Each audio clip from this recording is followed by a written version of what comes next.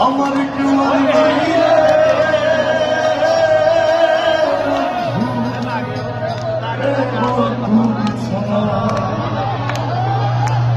আমি দেখতে পাচ্ছি এখানে ছোট একটি বাংলাদেশ।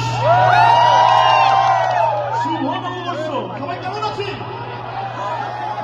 আমি তো শুনতে পারিনি এখনো। সবাই কেমন আছি? সবাই কেমন আছি?